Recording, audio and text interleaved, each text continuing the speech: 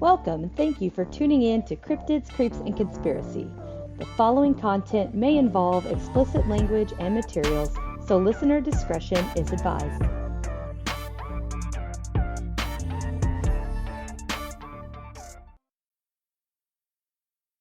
Yeah, she gave me a choice. She gave me choices, so I picked this one because I do know somewhat about this. Yep. So hopefully, maybe there's a little information that I did not add into it that you might be able to add to it. Well, I have a theory. This is too, because usually when I cover a topic with someone, they come in blind, so they have absolutely no idea what I'm talking about or know anything about the topic, and it gets a little humorous at times. This one is not as funny. Theory. I can't really claim this theory as my own. Let's just say that there is a theory out there that I agree with. Okay, we'll go with that. Okay. All right. Let her rip, Tater Chip. Ready, Freddy? Ready, Freddy. Okay. The topic that that you chose out of the ones I gave you was the Battle of LA. And I actually, what's funny is I only did this topic for notes because someone requested it. So this was not even my idea to cover. Well, it's an interesting story. Yeah. February 1942 is when it is. So imagine that. And during World War II. Yep. The United States was on full alert since the bombing of Pearl Harbor, which is 2 months prior. On the 23rd, the Japanese fired 13 shells from a submarine off the coast of Santa Barbara, which only increased the fear in everyone around the globe. The tensions would peak at 2 a.m. on Friday, February. Oh, I don't know why I got Friday. Sorry. February 25th, when the U.S. Army radar was said to have detected at least one unidentified object approximately 120 miles off the coast of LA. This revelation prompted the military to order all air defenses fully engaged, and they initiated the air raid alarms and a full blackout, which I can't even imagine being there for this. I mean, the panic that probably. Well, I mean, the blackout is so that they can easily identify things with searchlights, which were coming. Yeah. All of Los Angeles was awakened, of course, by the loud sirens, but many people disregarded the blackout protocol and flooded the streets anyway to see what was happening. Air raid sirens, let's go outside. Yeah, people, I don't understand people. But by 3 a.m., the unidentified objects were said to be right off of the coast of Santa Monica, and all units were given permission to shoot on sight. At 3:07, an anti-aircraft unit in Santa Monica reported seeing an enemy aircraft and just let it rip. I mean, balls to the walls. Soon thereafter, units in Los Angeles joined in on the firing session. Along with the sweeping searchlights, they used orange tracer shells to try to help locate and identify and make it easier, I guess, to gun this thing down, whatever it was at the time. Panic and fear raged through the city as the smoke from the attack began to fill the skies. Civilians and military personnel alike were said to have witnessed the attacker in the sky. After more than an hour, troops had gone through more than 1,400 rounds of ammunition and caused damage to ground-based structures just in the surrounding area. I mean, no one was safe. They were just fucking going to town. Yeah, because they would come up, not hit anything, and then they'd come back down. Or they thought they were shooting something, and it was, trajectory, and things would fall. And well, there were things that were in the air other than this object that was never identified. There were other things too, which I have a theory. Have you seen? There's pictures of this. Have you seen it? Yes, I've seen it. They're eerie looking. They are very eerie looking. I mean, the fact that the black and white and it's you could see the smoke and it is very creepy. Mm-hmm. By the time daylight broke over the city, there was no sign of an intruder and no enemy fire damage was seen. So whatever they were shooting at was not shooting back. The Japanese also made a statement that they had not flown any aircrafts in the area during the war, which who's going to fucking believe that? Yeah, it's like yeah, it's like the Japanese are like the police officers when BTK said, if I mail you a floppy disk, will you be able to trace it? Oh exactly. no, you're good. Nah, we So, we but I we do, didn't watch anything. yeah, I do like to put that out there just because it is a fact that was stated, whether or not it's believable, to each their own. But I do like to put it out there because they did make a statement. Right, of Um, course they did. yeah. Supposedly, shell fragments from the attack damaged several buildings, and 5 people died as an indirect result of the chaos. Friendly Three of fire. them, yeah, 3 of them were a result of car accidents while people were, dealing with the chaos around, wrecking their cars, hitting another car, maybe a pedestrian walked, it didn't specify, but those are just some scenarios that I could think of. And 2 people had heart attacks from the stress of the situation. So I feel like that's a COVID thing. They had a heart attack, but it was COVID related. So I don't.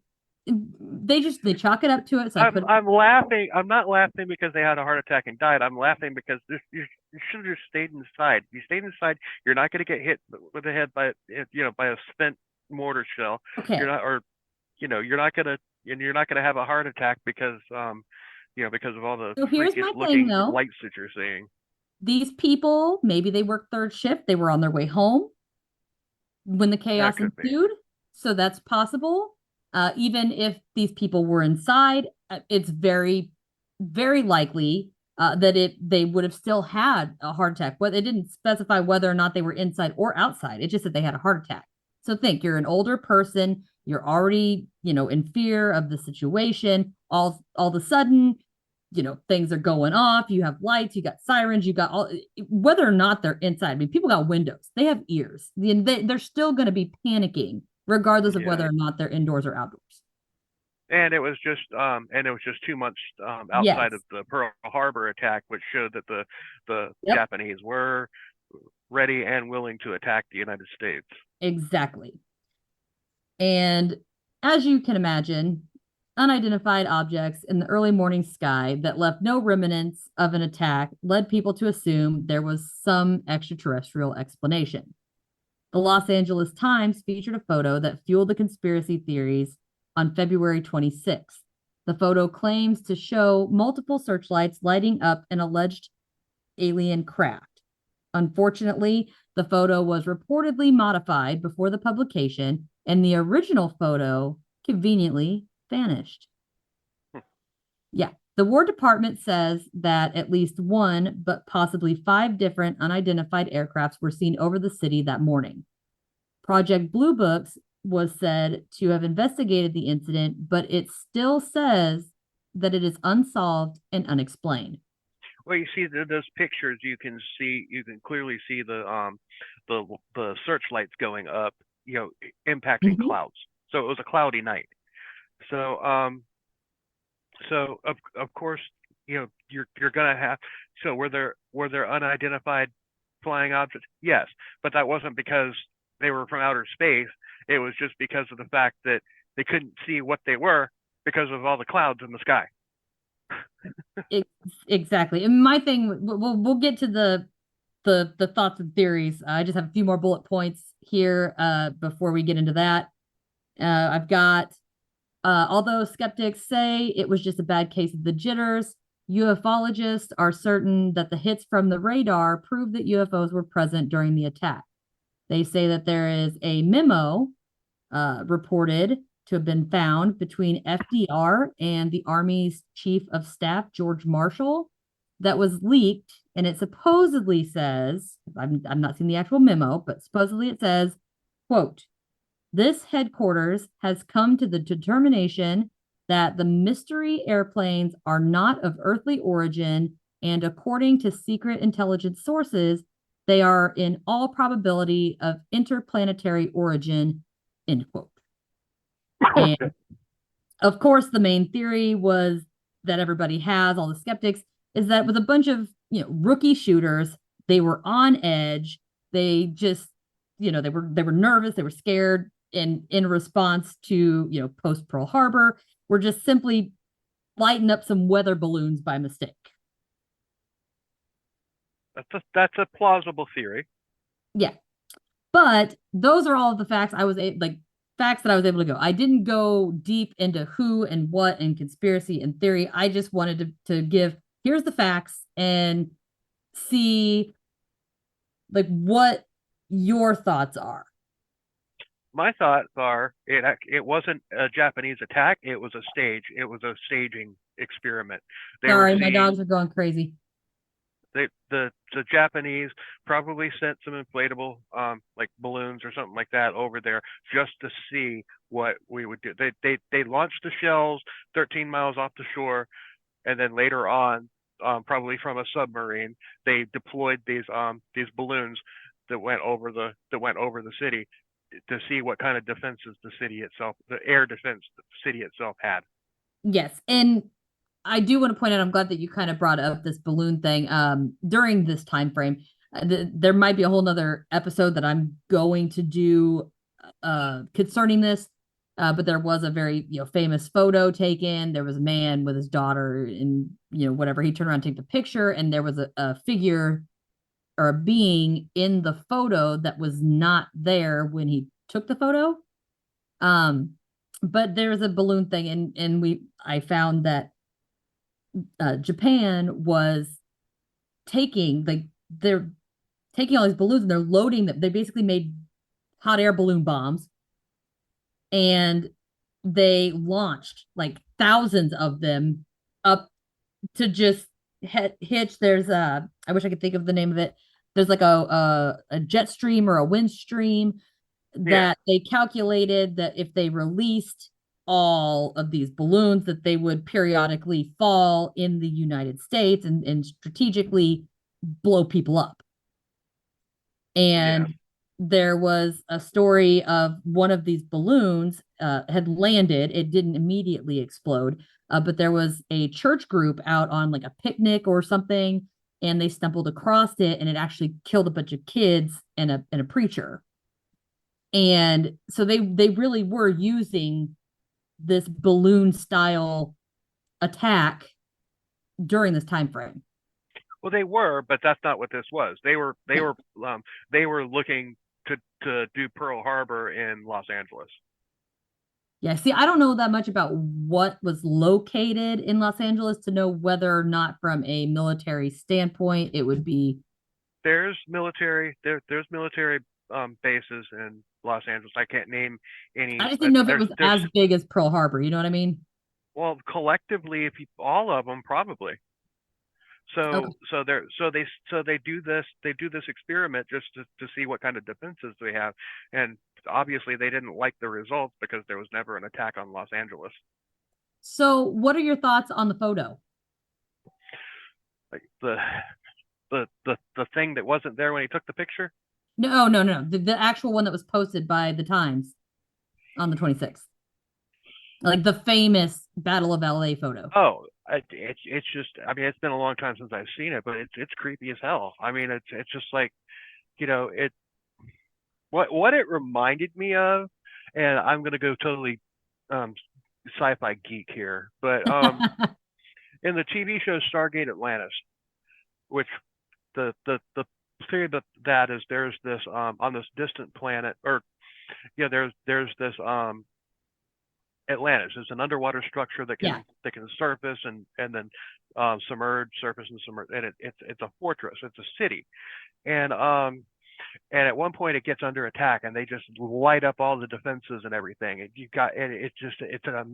especially for the time that it came out, the CGI on it was absolutely incredible for the time that it came out, and it still looks good even today, but that's what it reminded me of, because when I saw that episode of Stargate Atlantis, I was just like, this is probably based on the picture from the Battle of Los Angeles, and I'd be willing to bet that I'm right on that. But so, do you believe that the photo caught an actual UFO, like an alien craft? No, I think that like I said, I think that the Japanese were just basically testing the waters, for a possible attack on Los Angeles. I'm gonna look up that photo real quick, just so that I can look at it while I'm trying to Hold on, Google. where's my tablet? All right, Dark. so Where's my tablet? My tablet's in your black. The hand? sheet on my mattress is black, and it's dark outside. Where the hell is my tablet? I was gonna Google it. Oh, I found it. So what we have is it's pretty fuzzy because it's at night, it's black and white. You've got some landscape at the bottom, and 1, 2, 3, 4, 5, 6, 7, 8, 9 searchlights up in the air, all congregating around one particular object. If you zoom in on the object itself, it does look a lot like the typical saucer type craft. And then around that saucer, you have 2, 4, 6, 8, between 8 and 12, just almost like orbs. I wouldn't really call them craft shape. They just kind I of look got it. like I'm looking at it right now. so, and it is, you can clearly tell, it's smoke from the activity. You've got clouds up in the sky, so you can see all of this going on. But to me, what strikes me the most is the shape of this object in the sky. It really truly does look saucer-like, even with the little dome at the top. It's got a little, it's more illuminated. It does, but it could also be three balloons together. See, to me, I don't see any break in the photo. It all looks like one object. What I would say would be But the whatever most this likely is, candidate would be it's over these two items, these two things that you're talking about. They're what all of those searchlights are centered on. So they're overexposed because of the fact that it's dark outside and all the light is reflecting I'm just off saying, of these like, if two there things. was a break, if it was multiple, like say multiple balloons, there would Yeah. be a break. There would be a line to separate, especially with it being so illuminated. It should have a break. But what I was going to say is the most logical to me misidentified object would be, and people are going to fucking scream at me if they're hearing this, a blimp. The shape of it could potentially be a blimp with a thing on the top. It could be. I could see that. Thing in the back. You see what I'm saying? Because it's almost But like a football. see, over here, over here on, in Florida back in the 80s, there used to be this this weather balloon that looked like a blimp, and it was named Fat Albert. And I mean, it's got to be huge. it was. I mean, it was probably. I mean, I don't know the actual dimensions of it, but I mean it was inflatable. I mean it had canvas. It had a canvas exterior. And it was a balloon, but it was crazy because the police department, like whenever that thing was in the sky, it was frequently, you could always tell who had just moved through the area because I see a UFO. Yeah. Well, what also kind of gets me about this whole scenario is, they're laying out 1,400 rounds, and yet there's so much damage to the surrounding buildings and area. It's almost as if it's going through it and not really hitting it. You know what I mean? Yeah.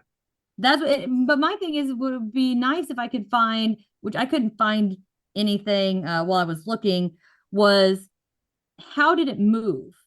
Did it sway back and forth? Did it just go forwards and backwards? Was it moving slowly? Was it sitting still for a long time? Because, I mean, if it's a blimp and you're shooting 1,400 fucking rounds into this thing, that thing should be going down, and there's no evidence. I found another picture in here that was actually printed in the newspaper. Yeah, that's what I'm looking at. And I'm only seeing 4 balloon like things, and then okay, now I see the flying saucer on this one. Yeah. Now I see what you're talking about. Okay, so I'm guessing that one might have been imposed. You gotta think it's also printing on old-timey newspaper. Right. So a lot of that, I could see some very faint of the orbs, but they're still there. They're just really, really faint. And I think it's because of the printing. You can see the lines and stuff from where they printed it. But that's just my thing, is just, okay, for starters, if it was an alien craft, like it does, there's no description of how did this thing come in? How did it leave? But there's no evidence that anything was hit. There was no debris. There was no craft. If it was a balloon or a blimp or something of that nature, the son of a bitch would have gone down. I mean, think about it. They're shooting like cannons and shit at this thing. Like 1,400 rounds, it's going to take it down. And that's what I find so fascinating, is that there's no evidence. Now, granted, I am still skeptical of the picture, only because, the original went missing. Right. It was doctored. However, there are so many accounts and experiences and, people that are like, oh, I got a photo of this UFO, blah, blah, blah. And then like in swoops, the FBI or the CIA or, Men in Black or whatever. And the evidence just miraculously disappears. Mm-hmm. So you no longer have any proof. And that almost constitutes a little bit more legitimacy to me, I guess. Because if it wasn't something anomalous or whatever, then they wouldn't bother getting rid of the evidence. Right. I mean, yeah. And the paper printed it was it's the LA Times. I mean, that is a accredited, like, well, established, company. So it used to be. But I'm just saying, like, back then, I mean, they kept records. So they had it at one point. Well, you're not talking to a UFO skeptic. I've seen UFOs I've seen a UFO on 2 separate occasions. See, I've not. And I tell everybody I'm an optimistic skeptic. No, I've seen them. I mean, what I've seen, both of the times that I've seen something, there have been other people with me that saw it too. So we're going to have you on my pod to explain these scenarios to me. Okay. Well, it's not a scenario. It's just tell you what happened. Yeah. I mean, we could do our own little thing on that. Yeah, I'll tell you what I saw. Okay. Well, I'll save that. I'll save that for your podcast. So. Huh? I said, well, I'll try to get you on the schedule for that. Oh, don't schedule me right now with my job. It's crazy at the moment. Oh, I'm scheduling out till almost February anyway. Oh, okay. So you're good. When I say schedule, cool. It's going to be a while, which is good. That means I have plenty of people to record with. So yeah, and maybe I'll see another one between now and then too. You see all kinds of stuff. And I thought about you the other day. It was really funny. I went to do my ghost hunt in Illinois, and while I was one of them too. Yes, when I was driving home, there was a semi on the side of the road, and I started laughing, and my mom was with me, and she was like, what's so funny? And I was like, I've listened to too many podcasts. I said, because every time I pass a semi, I'm like, I wonder if they got a girl trapped in there. I was like, and I know, which is funny because, and then what's ironic is I was talking to another person about scheduling something, and they're like, we can work on the schedule. They're like, but I drive a truck. I was like, no worries. It's like another pod friend of mine also drives a semi. I get it. Like, we'll work around it and make it work. But it was just really funny because I was like, I wonder how many women are trapped. And then I was telling my mom, I was like, did you know that there's actually 25 documented serial killers that drove a semi? Yep. I was like, 26. Mom was like, I didn't know that. 26. Oh, is it 26? I was like, was there another one? But yeah. So as far as this photo, no, is there? Yeah. All right, shut up. Be quiet. I'm doing a podcast. Pipe down back there. I'll get to you in a minute. Yeah. Get. Just be quiet. I told you. I'll give you some food. I'll remove the gag here after I'm done with the podcast. You got to stop making all that racket. Oh, geez. But yeah, so I struggle. Unmute. Yeah.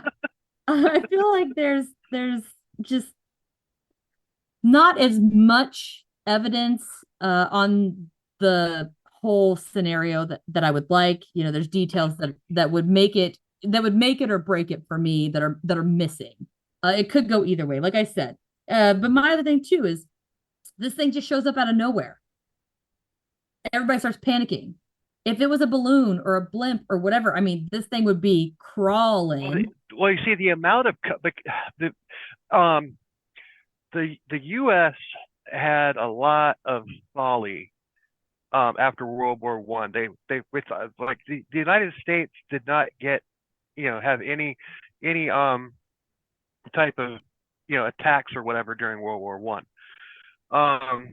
But then so after that, there's like, okay, we're invincible, and then all of a sudden Yeah.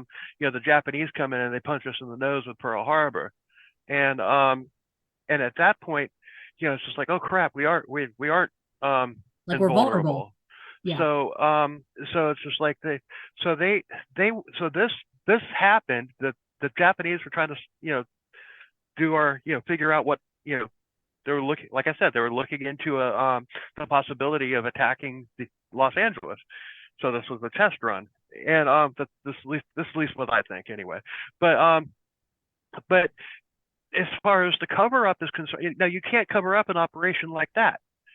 Something happened, so there's got to be misdirection, and I think at the time the government would have rather us think that it was a UFO attack than it was of the Japanese trying to to feel us out. Now, and the reason I say this is because one thing that you probably, I guarantee you've never heard this in school, and you may not even know this at all. On the eastern coast of the United States, during World War II was attacked by German U-boats. They sank lots of U.S. ships, some of which were military, and you never hear about it because they could not, the powers that be, they couldn't, they didn't want the American people to know that we were attacked on our, in our homeland, in within our boundaries a second time, and a third time, and a fourth time, because the Germans hit us repeatedly on the East Coast. But my thing is if it was the Japanese and they were, scoping out Los Angeles, you would assume that they would have used the same strategy to feel out Pearl Harbor, but they didn't. Well, there was no strategy at Pearl Harbor. Just let's go. They had all kinds of information. Well, they had an inside man, is what happened.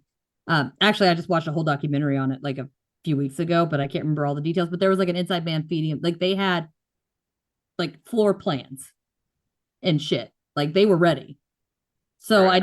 I don't feel like if they were able to do all of that, I don't know why they would result in a balloon. Well, because there's a lot of ships. There's a lot of American ships in the Pacific Ocean during that time. But I'm just thinking, I don't see why they would, change it if what they were doing was working so well. I mean, clearly Pearl Harbor for them was a success. Right. Why change the game if it was, so successful? Because the ships, the planes, those planes could probably make it. I don't know what the fuel capacity. They would have probably had to refuel. But I just don't understand why they would need a balloon to test it.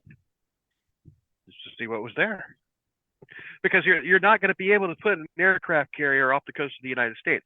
Those planes might have been able to fly over there and bomb the ones that made it past the ships that were in the in the Pacific Ocean in between Japanese and California, or Japan and California.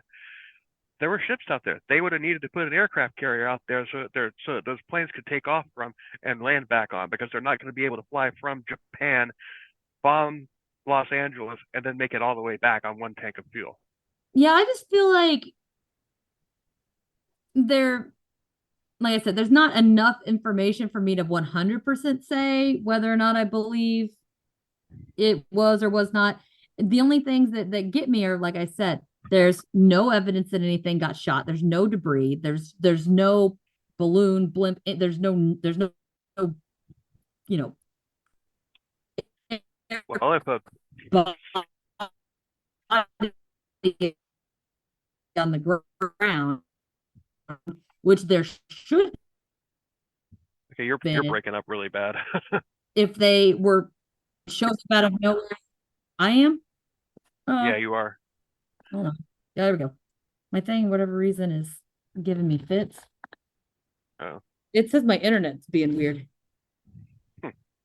But I just feel like, it shows up out of nowhere. There's nothing saying how it leaves, how it gets there, how it's moving. There's none of those information. Like that information would for sure seal the deal for me because, a balloon doesn't move fast. It doesn't move in, predictable ways. It just kind of, wherever the wind takes it. There's no steering. There's none of that. You'd see it coming from further away, but if it's, a spacecraft, then, it's faster. It can maneuver in ways that other things can't or nothing else can.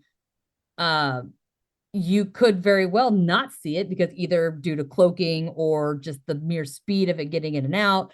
There's the whole, other dimension thing that people, bring up when it comes to alien anything, where they just kind of, cross over, which I don't know if I believe that, but it's just a theory that somebody's pointed out before. I just feel like with that, just the movement and speed and, arrival and departure method, that would seal the deal for me. And it's just not there. I can't find it anywhere. But I'm trying to remember, when was Betty and Barney Hill? That was in the 40s, wasn't it? Was it 47? All right. Hold on.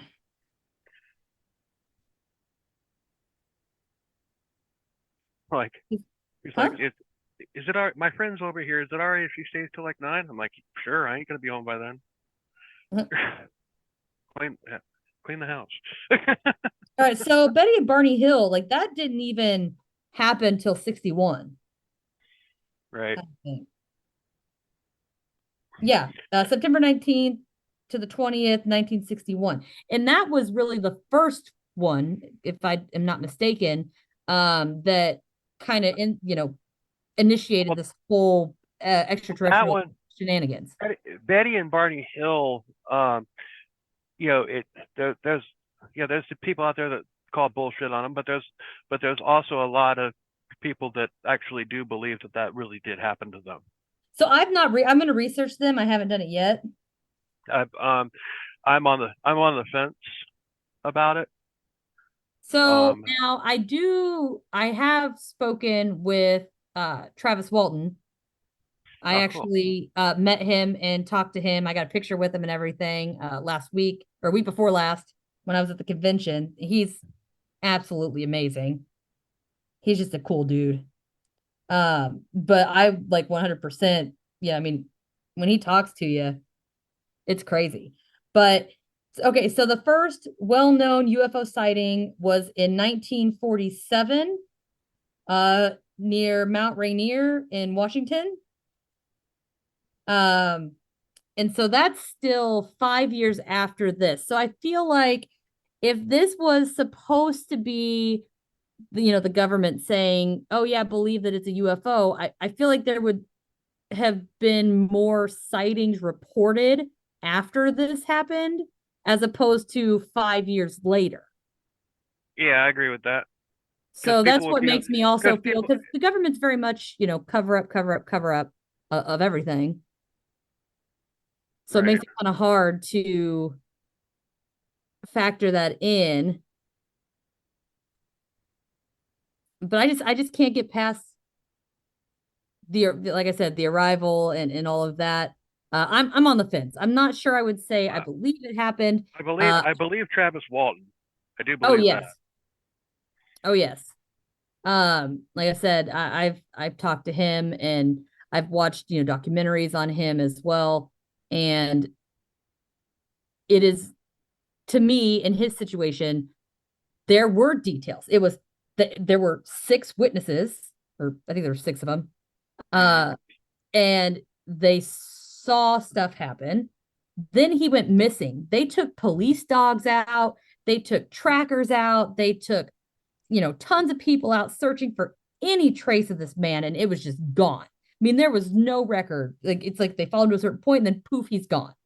And like to the point where there was so much evidence that this man disappeared that his coworkers and friends were charged with murdering him because the police were so set on this man is gone.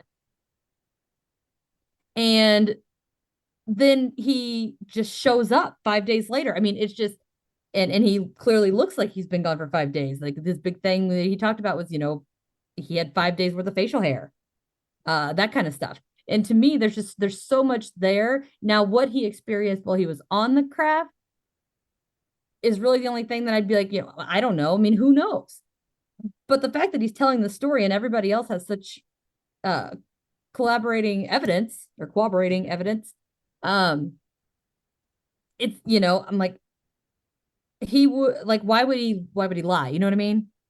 If all this Right. evidence proves that what he is saying is true, then I mean, what else? Like, there's no reason to doubt him, in my opinion, because even if something happened and he was right there, they watched him disappear, and it was like, if he got knocked unconscious and then was having fever dreams or whatever, but then there would have been a fucking body. You know what I mean?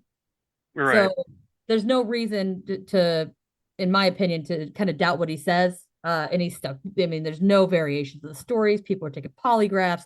I mean, it's just great evidence and a great experience. I'm looking forward to digging in a little more and covering him at a later date. But as far as this one is concerned, I'm just on the fence. I haven't quite decided whether or not I'm for it.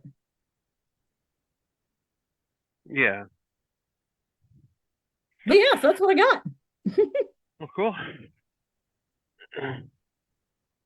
But yeah, that was interesting. I mean, I didn't learn anything new about that case, but that's the first time I've ever really talked about it with anybody. So I think it's pretty cut and dry. There's not a whole lot. yeah. So yeah, I just think it's really interesting to me. There's like a few little tidbits of information, and then obviously the photo, quote unquote, evidence is the main thing that I like to discuss with people to get their viewpoint on it and what they think. So I can't chalk this one up to anything. I think, being my optimistic skeptic self, I'm going to say UFO. I think Japan. I think if they would have found a balloon or something downed after the chaos, I would 100% agree with you. But without that evidence, I'm going to say UFO. But yeah. That's the story. Don't wear it out. Alrighty, well, just thanks for filling in. I appreciate the hell out of it, and Thanks for the invite. Absolutely, and I and check out our socials and all that stuff, and once again, yeah, I guess I didn't tell who I was on this one, tell us did I? about your pod. Nope, gotta be on both of them. Jesus. Okay, so as I said earlier, I am Natasha, and I am the host for Cryptids, Creeps, and Conspiracy. Our first, I keep saying R like there's more than one of me, whatever. We're just going to go with it. Me and my many people in my head.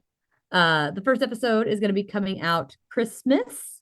We're going to have a Cryptid Christmas covering the Yule Lads. You can find me on Facebook.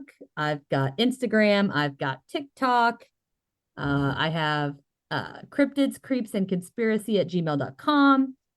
Feel free to go over there. Like I said, if you guys have any encounters, any experiences, anything just out of the ordinary, something weird, whether it be, alien, UFO, Bigfoot, Dogman, whatever, just ghost story.